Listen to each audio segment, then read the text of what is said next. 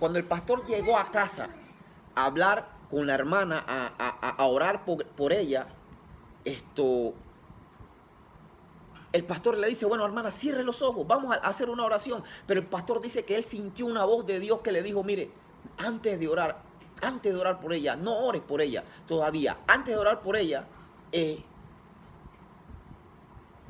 dile a ella que limpie su corazón. Dile que con su corazón así no puedo hacer nada.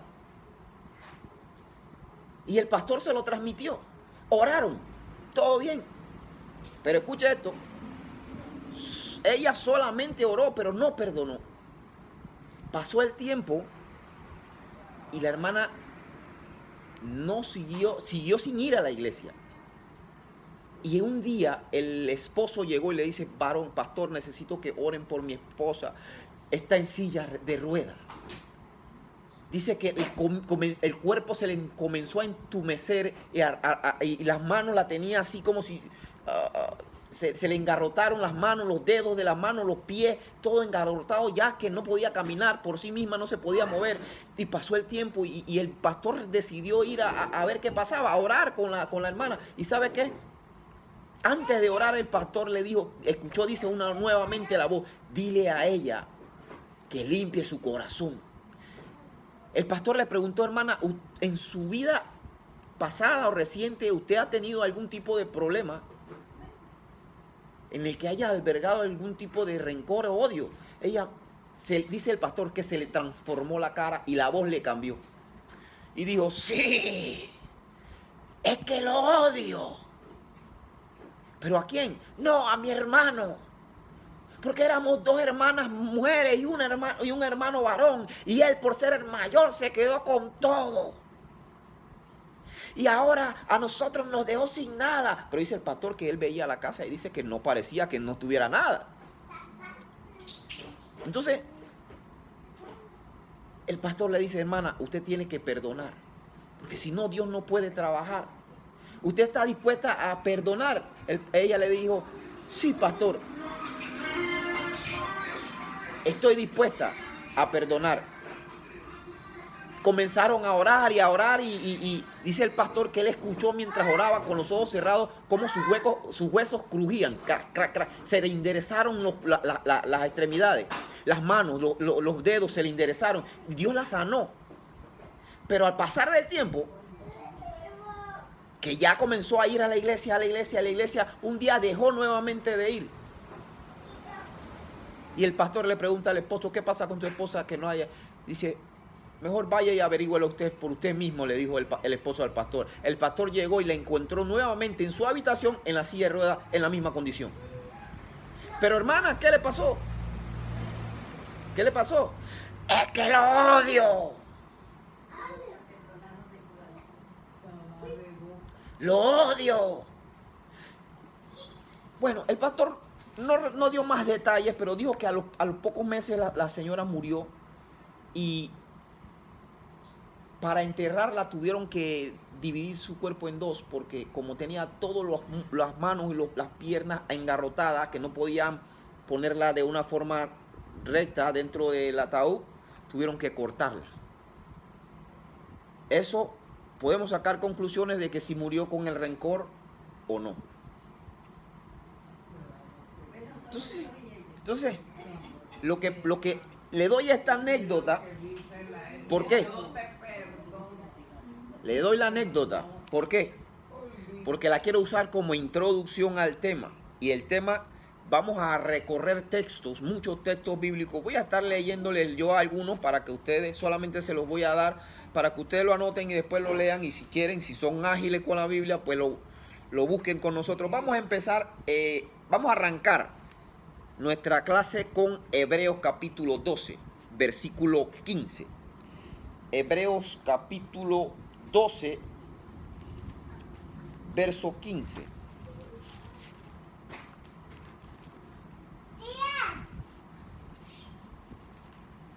Hebreos capítulo 12, verso 15.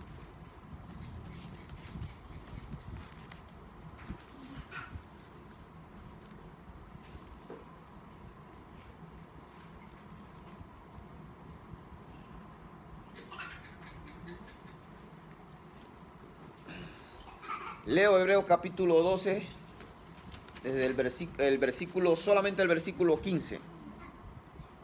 Y dice, mirad bien, no sea que alguno deje de alcanzar la gracia de Dios, que brotando alguna raíz de amargura os estorbe y por ellas muchos sean contaminados.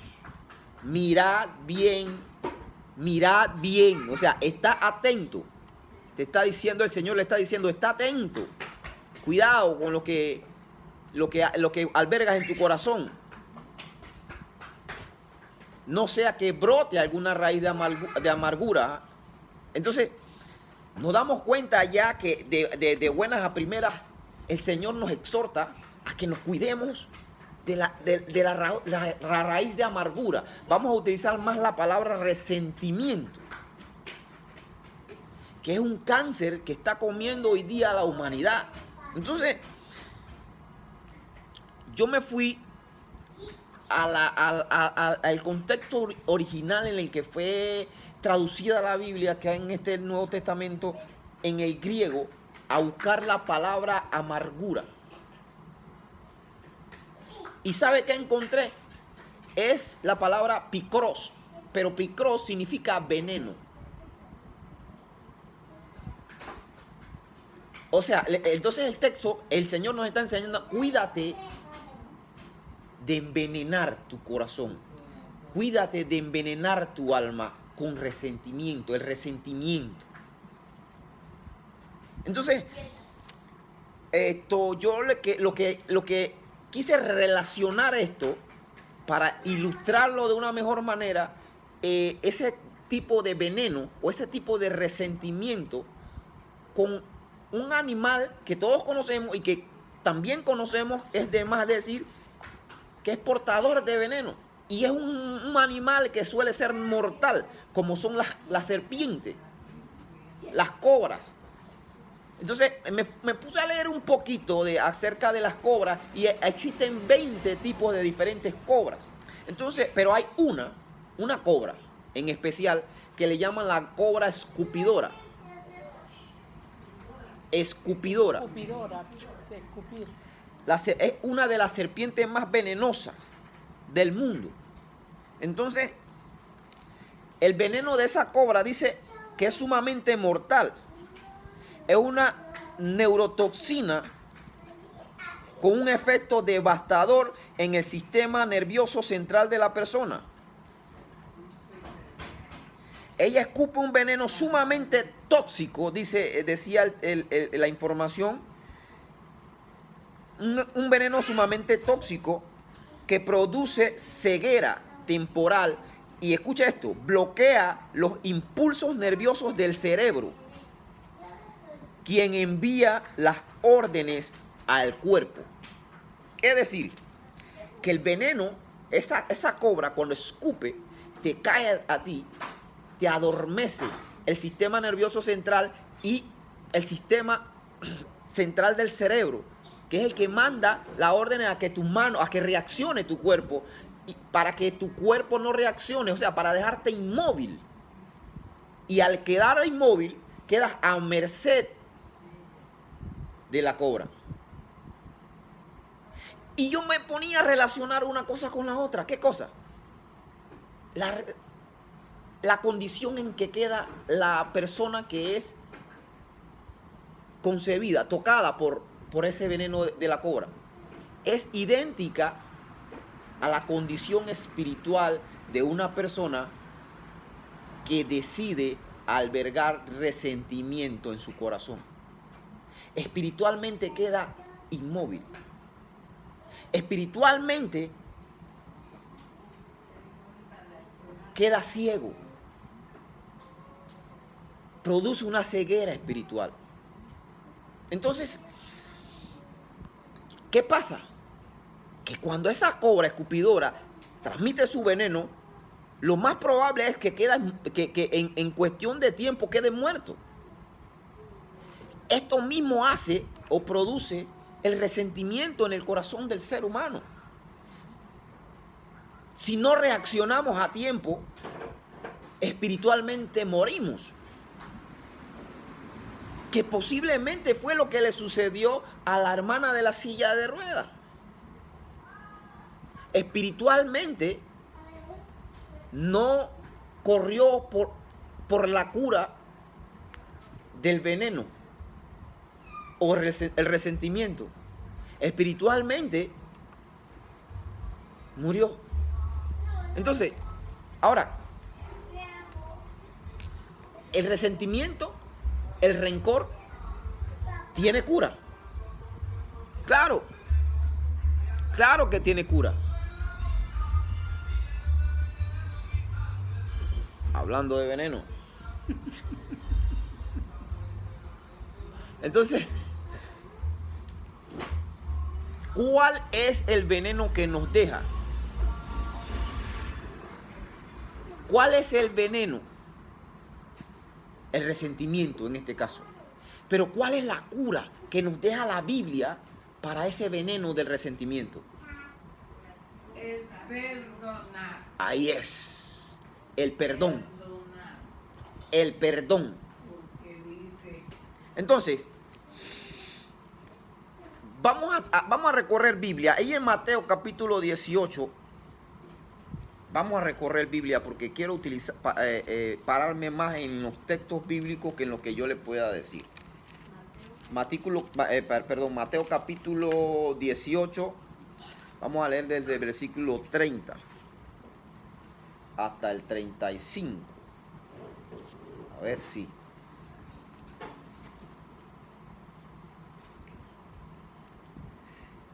Y pongan un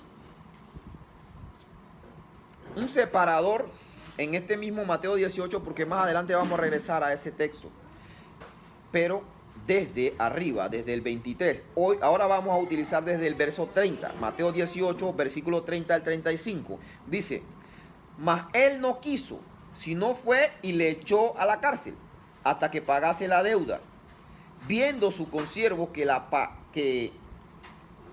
viendo su consiervo lo que pasaba,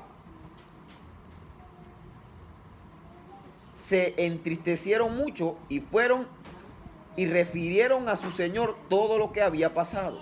Entonces, llamándole su señor, le dijo, siervo malvado, toda aquella deuda te perdoné, porque me rogaste. ¿No debíais tú también tener misericordia de tu consiervo, como yo tuve misericordia de ti?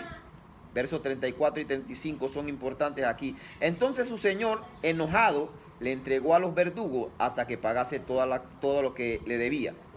Así también mi Padre Celestial hará con vosotros si no perdonáis de todo corazón cada uno a su hermano su ofensa. ¿De qué está hablando este texto? perdón. Este texto te está hablando de la importancia del perdón. Entonces, ¿qué tan importante vendría siendo el perdón aquí?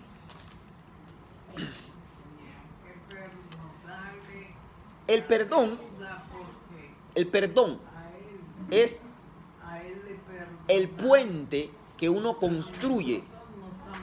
El puente que uno construye para mañana pasar uno mismo. Es lo que enseña la Biblia acá. Así le dijo el Señor en el verso 35. Así también mi Padre Celestial hará con vosotros, si no perdonáis de todo corazón a cada uno a su hermano.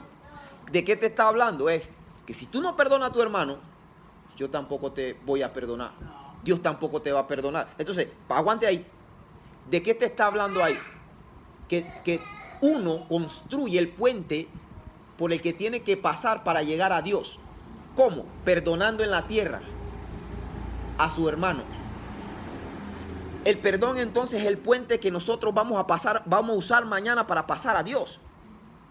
Pero si no construimos ese puente aquí, es imposible llegar allá. ¿Sí vamos entendiendo? Entonces, nosotros necesitamos desarrollar un carácter perdonador como lo tuvo Cristo.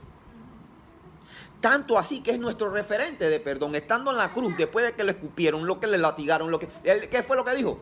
Padre, Perdona. porque no saben lo que hacen. Entonces,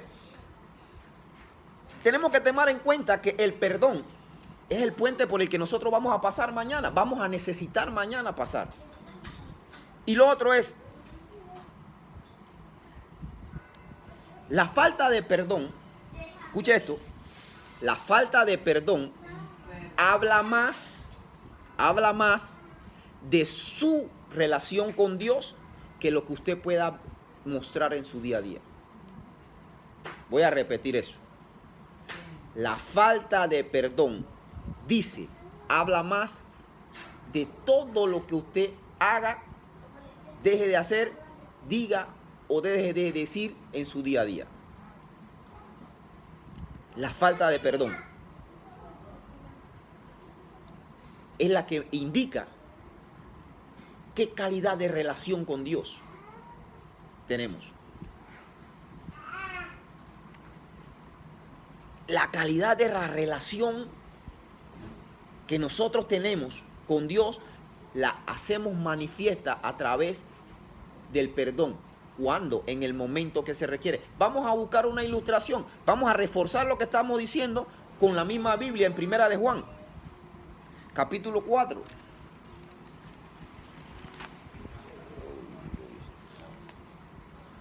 Primera de Juan, capítulo 4.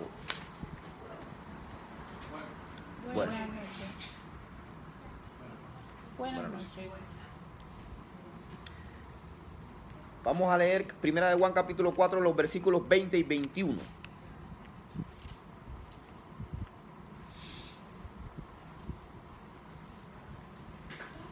¿Cómo vamos?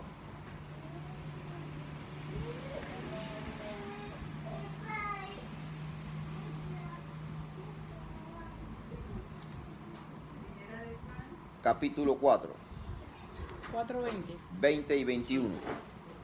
Leo. Si alguno dice, ¿cómo vamos?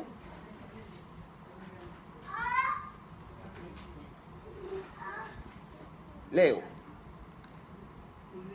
Si alguno dice, yo amo a Dios y aborrece a su hermano, es mentiroso.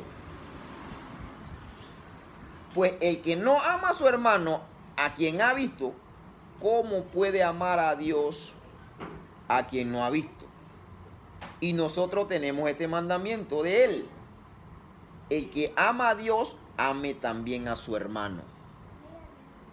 Espera, ¿qué me está diciendo esto? Que el perdón habla de cuánto yo amo a Dios.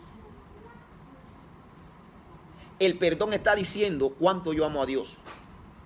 Porque si un hermano me pisa el callo y yo no lo perdono, entonces es mentira cuando yo digo Dios te amo. Porque si un hermano me ofende, un hermano me calumnia, un hermano que yo ayude, le extendí la mano, mañana me clavó el puñal y yo no lo perdono, entonces eso está diciendo cuánto yo amo a Dios. ¿Por qué? Porque si yo no puedo amar al que me traicionó, no puedo amar a Dios. Entonces, se fijan que la falta de perdón habla no de lo que pudo posiblemente suceder, sino habla más es de lo que nosotros, de la relación que nosotros tenemos con Dios. Cuán profunda es esa relación. Porque podemos vivir 20 años, 30 años dentro de una iglesia. Podemos vivir, pasar toda la vida dentro de una iglesia. Tener 20 años de congregarme. Pero hace 15 años una persona me calumnió. Una persona a la que yo le di la mano me la mordió. Me traicionó. Me jugó chueco. Y desde hace 15 años yo no perdono a esa persona. ¿Sabe qué? Vamos a ver qué dice de Jesús acerca de eso. ¿Ustedes no quieren ver qué dice Jesús acerca de eso en Mateo? Ahí mismo en Mateo capítulo 5. Mire lo que dice Mateo capítulo 5. Ese versi 5:14. Vamos a ver qué dice Jesús acerca de esto en Mateo capítulo 5. Ya lo tenemos, versículo 21. Esto no estaba en el guión, esto no lo tengo ni siquiera anotado. Pero me vino así de repente, cosas de Dios, ¿no? Vamos a leer desde el versículo 21, capítulo 5 de Mateo.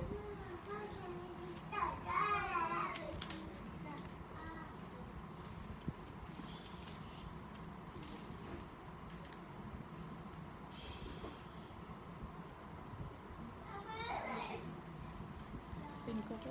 5, desde el verso 21 en adelante. ¿Cómo vamos? Lo leo, vamos a leer bastante. Dice Jesús, oísteis que fue dicho a los antiguos, no matarás, no matarás.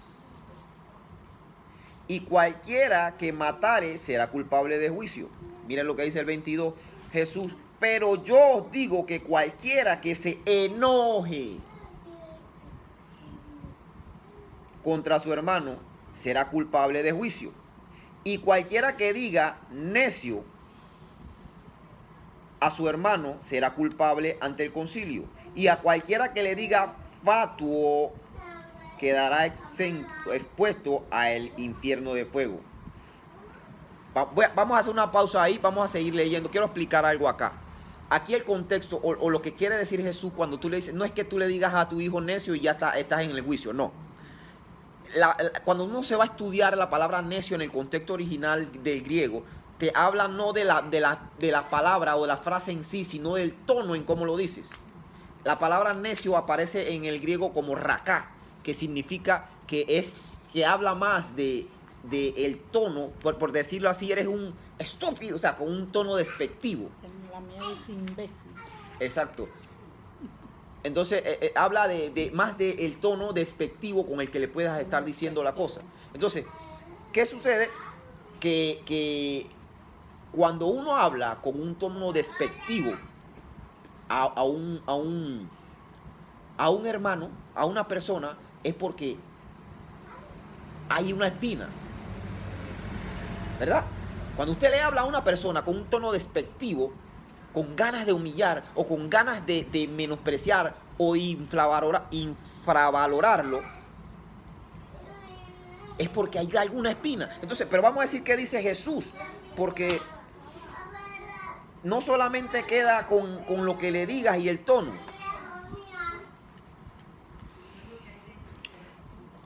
Por tanto, dice el verso 23, Bueno, dice el verso 23, por tanto, si traes tu ofrenda al altar y allí en el altar te acuerdas, escuche esto, si allí en el altar te acuerdas, ¿qué cosa te acuerdas? De que tu hermano, escucha esto, ¿de qué te estás acordando? De que tu hermano tiene algo contra ti. Escucha, no dice que si usted tiene algo contra su hermano, dice, si tu hermano, vamos a hacer una parte, espera ahí. Si cuando tú vas a orar, tú te acuerdas, Jesús dice, que tu hermano es el que tiene algo contra ti, no tú contra tu hermano. Si tú sabes conscientemente que hay un hermano que tiene algo contra ti, deja tu ofrenda en el altar. ¿Qué más dice? y anda, reconcíliate primero con tu hermano. Anda y reconcíliate primero con tu hermano y entonces ven y presenta tu ofrenda. Ponte de acuerdo con tu adversario pronto. Dice ahí, vamos a dejarlo ahí. Entonces, ¿qué pasa? De que si yo tenía 20 años congregándome, pero hace 15 años yo tuve un pequeño roce, una pequeña diferencia con alguien, con un familiar o con algún otro hermano, pero yo tengo 15 años llevando ofrenda, 20 años, 15 años ofrendando. ¿qué pasa con esa ofrenda?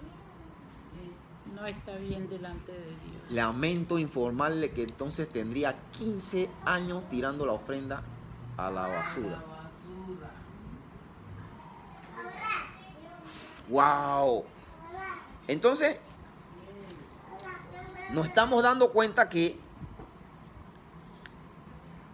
la falta de perdón habla más de nuestra relación con Dios que cualquier cosa que nosotros podamos decir, cualquier idioma que podamos utilizar, cualquier frase, cualquier gloria a Dios, amén, Dios te bendiga, hermano. No. Mientras no haya perdón,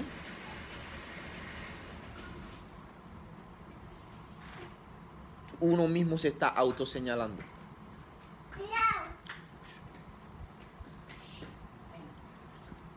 Entonces, seguimos. La falta de perdón y el resentimiento es como tomarse un vaso de veneno y esperar que la otra persona se muera. ¿Cómo así? Voy a explicarlo bien.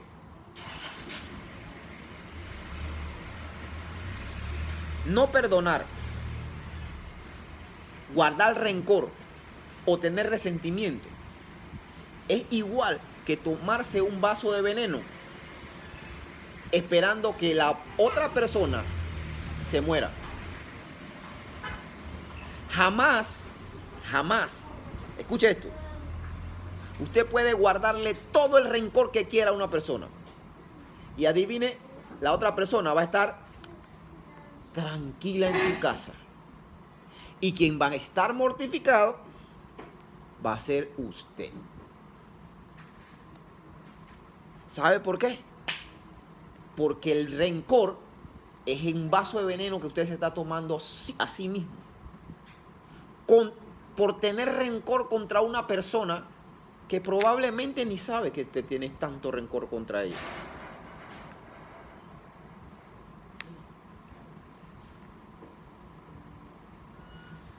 Entonces, entendemos que la falta de perdón o el almacenar rencor y resentimiento nos autoenvenenamos. Entonces, fíjense en algo.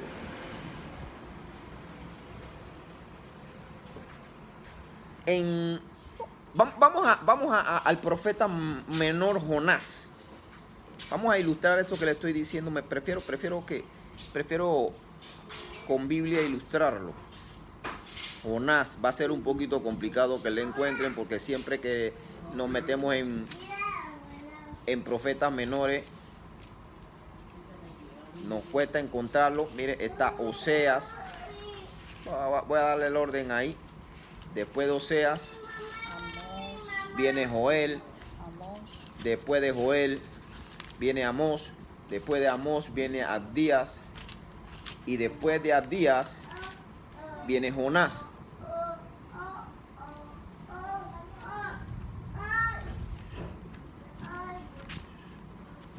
Esta es la que provoca la... Ya tenemos Jonás. Vamos a leer el capítulo 1 desde el versículo 1 en adelante. Quiero ilustrarle un poquito con esto.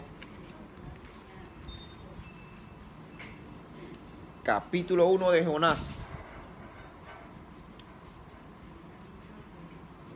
Leo. Vino palabra de Jehová a Jonás, hijo de Amitai, diciendo: levántate y ve a Nínive, aquella gran ciudad, y pregona contra ella, porque ha subido su maldad delante de mí. Y Jonás se levantó para huir de la presencia de Jehová a Tarsis, y descendió a Jope, y halló una nave que partía para Tarsis, y pagando su pasaje entró en ella para irse con ellos a Tarsis, lejos de la presencia de Jehová. Escuchen eso. Pero ahora vamos a leer también, vamos a brincar, desde ese pedacito nos vamos a brincar hasta el capítulo 4. Versículo 1 dice: pero Jonás se apesadumbró en extremo y se enojó y oró a Jehová y dijo, estaba, como dice el verso 2, que estaba enojado. Y Jesús que dijo, el que se enoje con su hermano ya es homicida. Vamos. Y oró Jehová a Jonás, oró a Jehová y dijo, ahora, oh Jehová, ¿no es esto lo que yo decía estando aún en mi tierra? Por eso me apresuré a huir a Tarsis, porque sabía yo que tú eres Dios ciertamente piadoso, tardo en enojarte y de grande misericordia, y que te arrepientes del mal. Déjeme explicarle qué pasó aquí. Dios le dice a Jonás, levántate como profeta, levántate, ve a Nínive y predícale que se arrepientan, porque la maldad de los ninivitas ha llegado a mi presencia. Ahora, tengo que explicarle un poquito más lo que son los contextos. Nínive era en ese entonces la capital del imperio asirio. Era el imperio más poderoso del mundo en ese momento.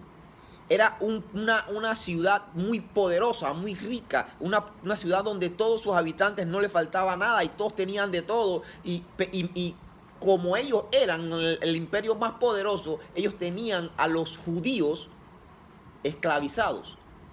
Los utilizaban como esclavos. ¿Qué era Jonás? Judío. Entonces, o por lo menos profesaba el judaísmo. Judaísmo que los ninivitas no, ellos creían en una diosa. Y aún así les iba bien. Y pisoteaban a los que practicaban, a los judíos, a los que practicaban el judaísmo. Entonces, esto le nació un gran resentimiento a Jonás, que cuando Dios le dijo a Jonás, ve y predícale a los ninivitas, él le dijo, no, yo no voy a predicarle a los ninivitas, porque es que yo no quiero que ellos se arrepientan, yo prefiero que tú mandes fuego sobre ellos. Por resentimiento. ¿Ah? Vamos entendiendo el hilo. Entonces, ¿qué sucede? Empezando, ¿sabes? Yo me fui a estudiar el nombre Jonás, ¿qué significa en hebreo? Significa paloma. Pero aparece un acento que deja la sensación de una paloma resentida. Jonás era una paloma resentida. Era un profeta. Es decir, como hoy, es decir, era un cristiano. Pero tenía resentimiento. Porque es que a veces nos vamos a encontrar con personas a las que nos va a costar tratar. A las que nos va a costar hablarle de Dios. A las que nos va a costar ayudarle, extenderle la mano, a los que no va a costar decirle, Dios tenga misericordia de ti. ¿Por qué? Porque por dentro vamos a tener la sensación que en vez de querer que Dios tenga misericordia de esa persona, vamos a querer que Dios envíe fuego. Y expresiones como estas, ojalá y lo atropelle un carro. ¿Ah? Porque es que Jonás estaba resentido con el pueblo de Nínive. Nínive hoy día es una ciudad llamada Mosul en Irak. Todavía existe, solo con otro nombre. En Irak, al noreste de Irak queda. ¿Y por qué le digo esto? Porque dice que él bajó de Nínive a Jope. Jope, ¿qué era? Un espacio portuario de la ciudad de Nínive, donde él agarró la embarcación a la que iba para Tarsis. ¿Qué es Tarsis? Tarsis hoy día es una ciudad portuaria en España. Ahora, le menciono esto ¿por qué? Porque de Nínive a Tarsis era dos extremos del mar Mediterráneo. Había una distancia, como decir hoy día, de Colón, del Atlántico, al Pacífico. ¿Sí me entiendes? Entonces, pero él quería huir, no más bien tanto de la presencia de Jehová, sino irse lejos de Nínive. Porque yo no quiero que Dios perdone a esta gente. Pero es que hay veces que hay personas que nos lastiman tanto que nosotros no quisiéramos que Dios no lo alcanzara. Quisiéramos que mejor, sí, que se pudra en el infierno. Y esto es una realidad que ocurre no solamente en las casas, en nuestro entorno, sino también en las iglesias.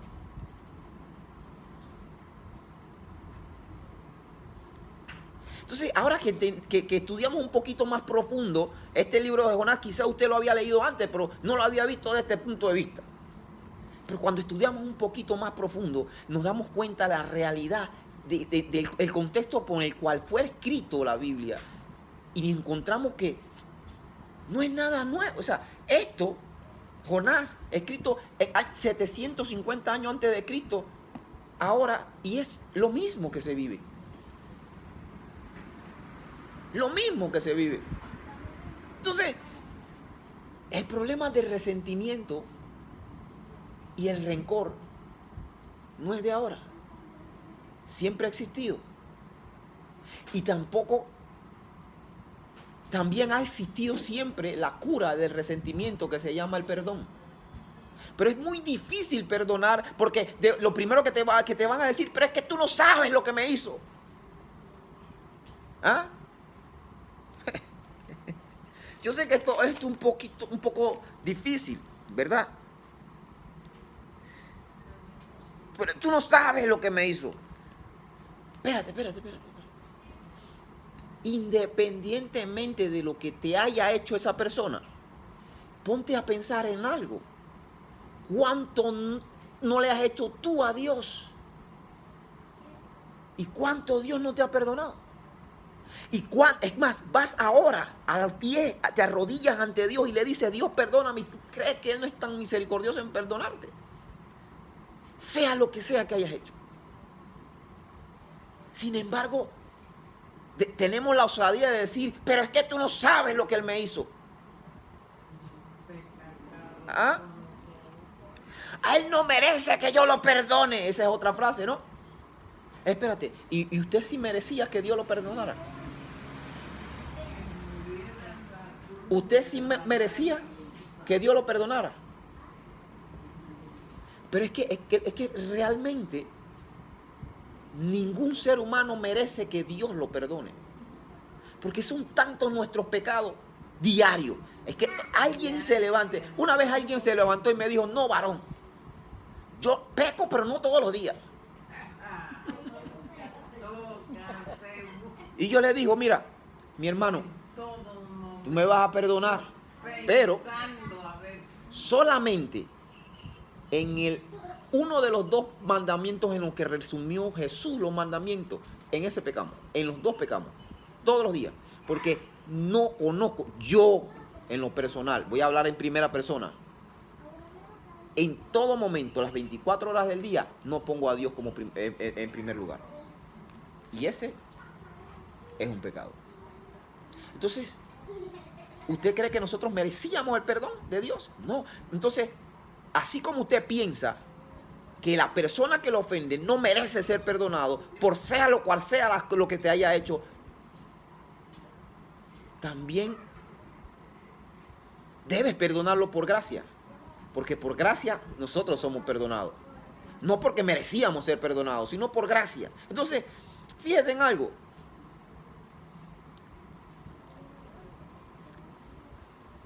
Nos cuesta perdonar, que es el antídoto al resentimiento y el rencor. Nos cuesta, ¿cierto? Pero no podemos ver un poquito más allá con darnos cuenta que esa falta de perdón va a ser el pedazo de puente que nos va a hacer falta para cruzar pan de Dios. Voy a repetir eso. Nos cuesta perdonar porque la persona que nos vituperó, nos agravió, Nos lastimó. me ofendió, lo que sea que te haya hecho, nos va a costar. Porque fue muy duro, ¿cierto?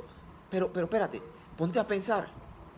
Esa falta de perdón va a ser el puente, el pedazo de camino, el puente que vas a necesitar usar mañana para pasar a Dios. Porque es que si tú no perdonas, dice el versículo 35, del capítulo 18 de Mateo, que así vuestro Padre tampoco te va a perdonar. Así vuestro Padre tampoco te va a perdonar. Es tan tajante y suena duro, ¿cierto? Pero es lo que enseña la Biblia. Y fíjese que me viene ahora a memoria un pasaje bíblico que todos hemos escuchado. Todos hemos leído. Vamos allá. Lucas capítulo 15, ¿cierto? Sí, Lucas capítulo 15. Todos hemos leído este pasaje. Se trata de... Nosotros lo conocemos como el hijo pródigo, ¿cierto? Desde el verso 1 en adelante. El versículo 11 en adelante del capítulo 15 de San Lucas. Todos hacíamos, mire, cada vez que usted escucha una predicación del hijo pródigo, usted se encuentra con que todos predican acerca del hijo pródigo, del hijo que se fue. También otros predican de cómo el padre recibió al hijo que se fue. Pero casi nadie habla del hijo mayor. Del que se quedó. De la reacción del que se quedó. Nadie dice nada. ¿Verdad? Pero hoy vamos a hacer un leve repaso de ese hijo mayor que a veces, en muchas ocasiones, somos nosotros. Somos nosotros.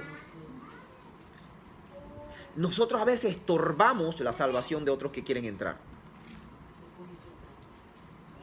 Vamos a ver, ¿por qué? Porque lo que pasó fue que, voy a parafrasearle un poco el texto desde del versículo 11, para no leerlo todo porque es bastante largo. Un hombre tenía 2 hijos. Y el hijo menor decidió pedirle su parte al padre de su herencia, porque él quería ir a hacer su vida a otro lugar, ¿cierto? ¿Y qué sucedió? Que el padre, dándole la parte que le correspondía al hijo menor, el hijo se fue, derrochó su dinero, vivió su vida como él bien le pareció, a tal punto que en tan poco tiempo quedó sin nada. Se vio que siendo él un día un jefe en la casa de su padre, quedó siendo él un jornalero más. Y tenía tanta hambre que en el lugar donde él trabajaba, siendo jornalero más, comía del alimento, la algarroba de los puercos. Después de haber tenido tanto, por haber derrochado, malgastado o tomado una decisión incorrecta, lo perdió todo. Pero un día él recapacitó y dijo, ¿sabe qué? Pero a mi papá no me hacía falta nada. Yo voy a regresar a mi padre. Y el padre, cuando lo vio, lo recibió. Y se puso tan feliz, como todo padre, todo madre ve un hijo que sabe que no está mal y regresa por ayuda, se pone feliz, ¿cierto? Entonces, ¿qué sucedió? Que el padre mandó a matar el mejor cordero, hizo una fiesta y le puso un anillo de oro nuevo, pero el hijo mayor no estaba ahí. Cuando el hijo mayor venía regresando, vamos a ver qué pasó con el hijo mayor desde el versículo 25.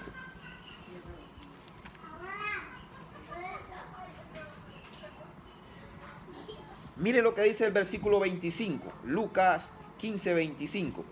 Y su hijo mayor estaba en el campo. Y cuando vino, llegó cerca de la casa, oyó la música y la danza. Dice, ¿qué está pasando ahí? Y llamando a uno de los criados, le preguntó qué era aquello, qué está pasando aquí. El criado le dijo, tu hermano ha venido y tu padre ha hecho matar el becerro gordo por haberle recibido bueno y sano. Mire la postura del hijo mayor, verso 28. Entonces se enojó. Se enojó. Y escucha esto. Y no quería entrar. Salió por tanto su padre y le rogaba que entrase. Mas él, ¿quién él? El hijo mayor. Respondiendo, dijo al padre, he aquí, tantos años te sirvo, habiéndote y no habiéndote desobedecido, jamás, y nunca me has dado ni un solo cabrito para gozar con mis amigos. Ni un solo cabrito. Espera. ¿Qué está? Mire, vamos a parar acá.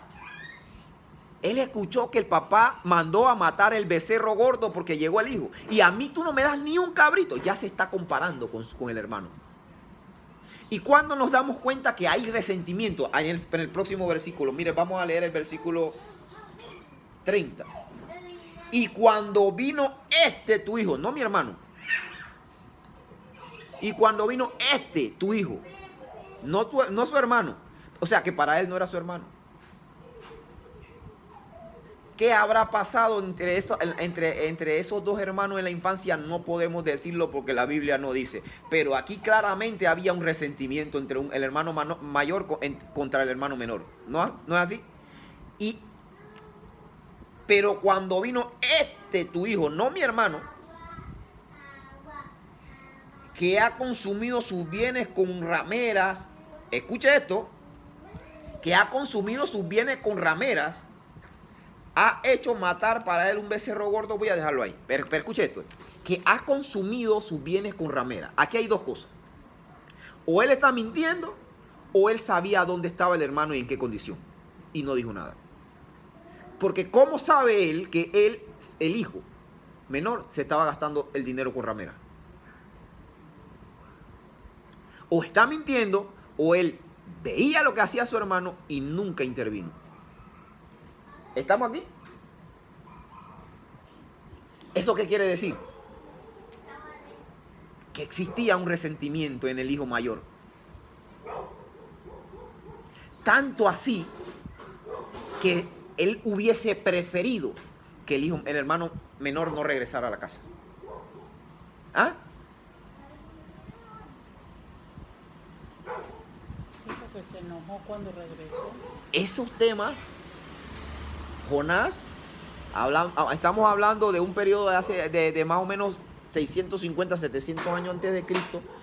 Hace años, en ese entonces se escribió esto, pero no es paralelo a este tiempo.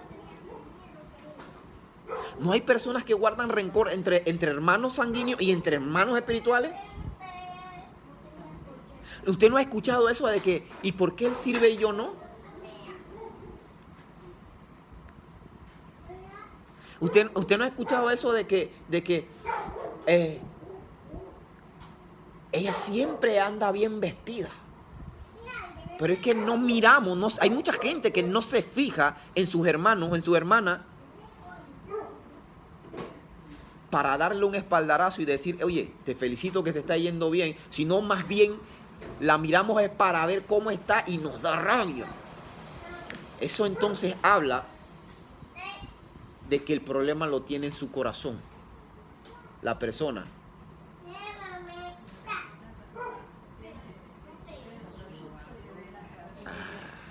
Entonces, estamos hablando de rencor y resentimiento. La importancia de cuidar el corazón del rencor y el resentimiento. ¿Por qué? Porque nadie, absolutamente nadie, con rencor y resentimiento va a tener acceso al Padre. Nadie. ¿Y sabe qué? Hace un rato le estaba hablando acerca de que pero usted no sabe lo que él me ha hecho. Él no merece ser perdonado. Vamos a ver qué dice Jesús de si somos merecedores o no de perdón. En el mismo capítulo 18, yo creo que le dije hace un rato que pusieran un separador ahí y vamos a regresar a Mateo 18. Este tema es muy bueno, muy bueno para la gente espiritual. El que no es espiritual se levanta y se va. El que no es espiritual no regresa más a la iglesia después que se predique esta cosa. Mateo 18, desde el versículo 15.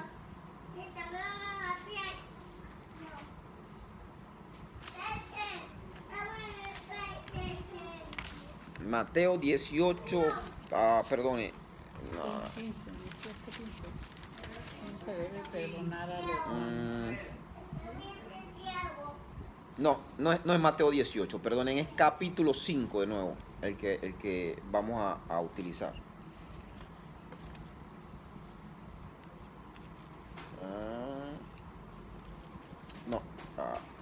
Me perdí, es por no anotar.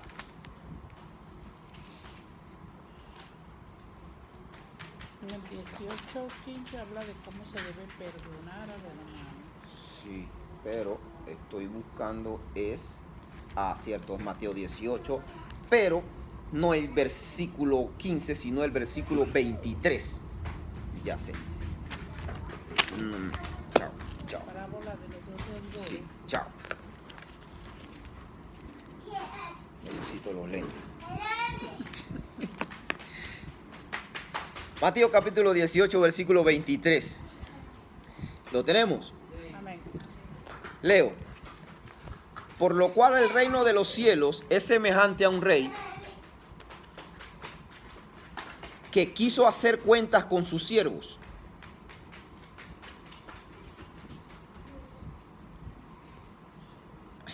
Ahí está. Quieta en home. Y comenzó a hacer cuentas. Y comenzando a hacer cuentas, le fue presentado uno que le debía 10,000 talentos. Escuche esto. 10,000 talentos, uno que le debía 10,000 talentos. Ahora le voy a explicar en este tiempo qué vendría siendo ese 10,000 talentos.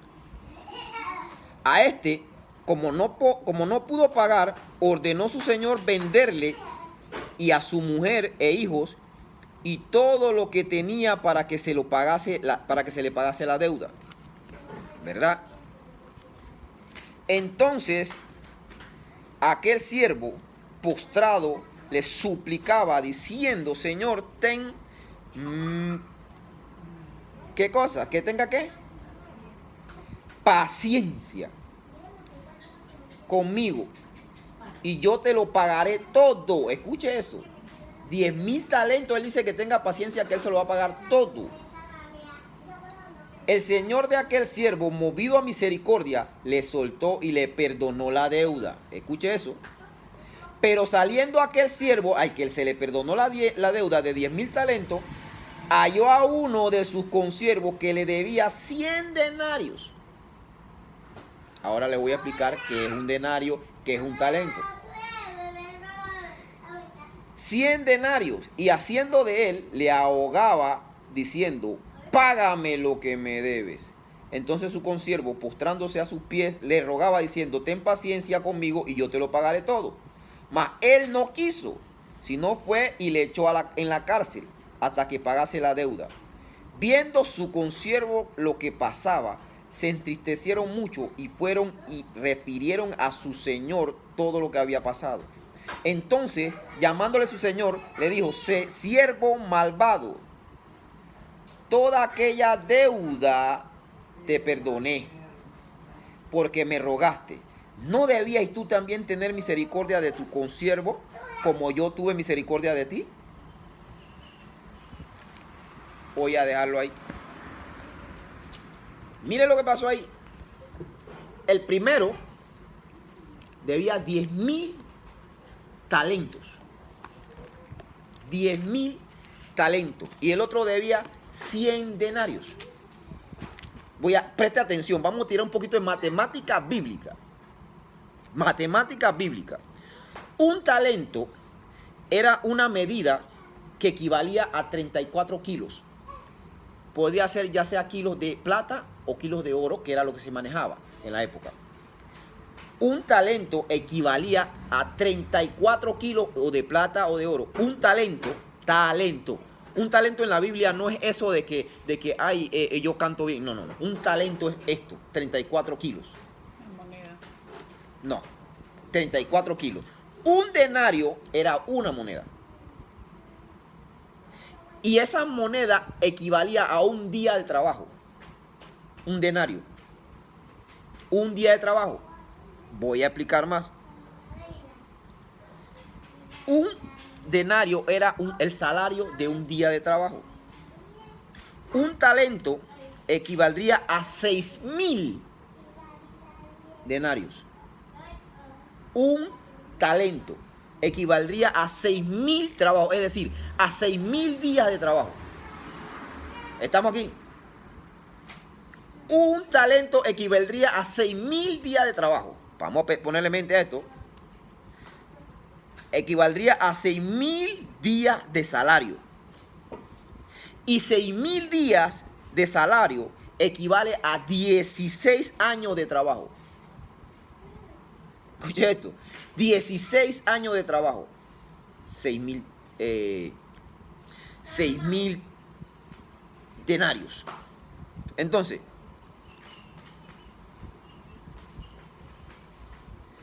$6,000 días de salario equivale a 16 años de trabajo. Pero si multiplicamos esos 16 años de trabajo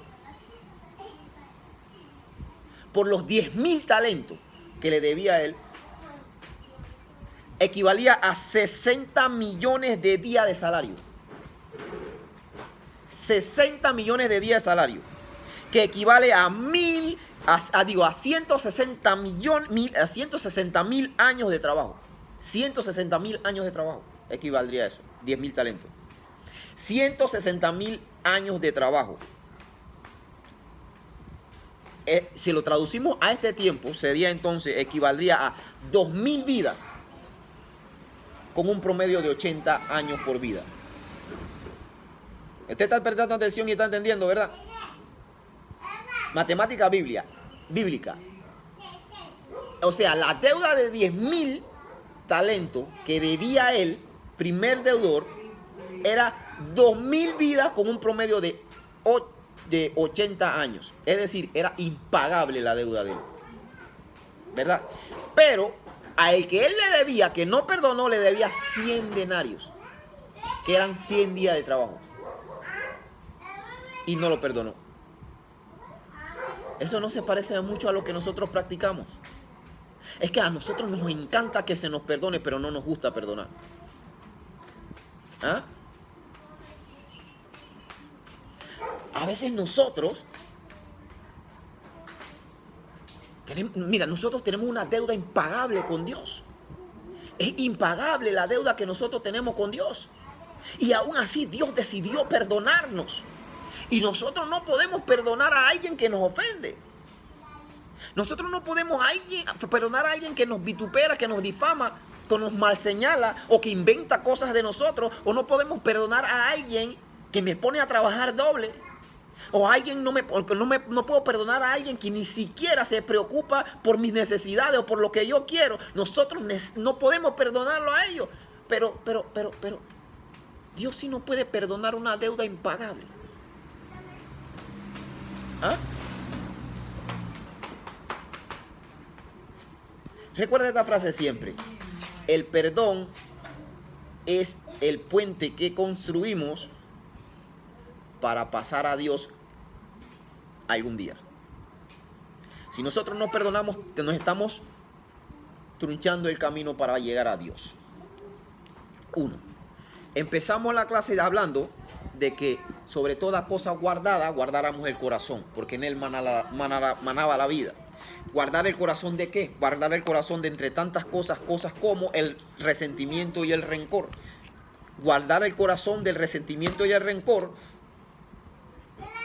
es traducido a perdonar. Y perdonar habla de qué calidad de vida, de qué calidad de devoción, de qué calidad de relación tenemos nosotros con Dios. Porque si yo no puedo perdonar a mi hermano que veo, ¿cómo puedo yo amar a Dios que no veo? Entonces, el resentimiento es ese vaso de veneno que nos tomamos esperando que la otra persona se muera, ¿verdad? Cosa que nunca va a suceder. El resentimiento es un veneno que nos va matando lentamente, que nos adormece lentamente, así como el veneno de la cobra escupidora. Esa cobra que paraliza, es el mismo resentimiento que paraliza hasta el punto de que espiritualmente morimos y quedamos a merced. ¿De quién? De la serpiente antigua. Entonces, mis hermanos, la exhortación de hoy es perdonar. No guardar resentimiento, no guardar rencor. Porque escúcheme, y yo estoy seguro que todos los que estamos aquí conocemos personas que viven de años, con años de resentimiento en su corazón. Porque un hermano no lo quiso perdonar, porque un hermano no le quiso pagar, porque un hermano no le quiso hacer un favor, o porque cualquiera que sea la situación. Sin embargo, ellos cuando llegan al culto, usted lo ve que cierran los ojos, levantan la mano y dice, Padre, perdóname. Pero Dios dice en Mateo 24, 35, que el que no le perdona no va a ser perdonado. Mire, yo tenía más texto para hablarle, porque quería aclararle un punto que habla ahí mismo en Mateo 18, que dice, ese mismo Mateo 18 está dentro de lo que estábamos leyendo, que dice que todo lo que atares en la tierra será atado en los cielos, y todo lo que desatares en la tierra será desatado en el cielo. Ese texto lo sacan de contexto en la mayoría de las iglesias y lo utilizan para atar al diablo, atar a demonios. Eso no habla de eso. Ese texto habla del perdón, que si tú atas, ese texto te habla de que si tú tienes un animal y lo atas, lo amarras, él queda inmóvil, a nada. Entonces nosotros, al no perdonar, estamos atando nuestro perdón en el cielo. Pero al perdonar estamos desatando nuestro perdón en el cielo. Ese texto habla de eso, no habla de demonios. Si usted lee el contexto completo de Mateo capítulo 1 hasta el último versículo de Mateo 35, usted se va a enterar que ahí no habla, no aparece el diablo por ninguna parte, no aparece ningún demonio. Está hablando del perdón, del resentimiento.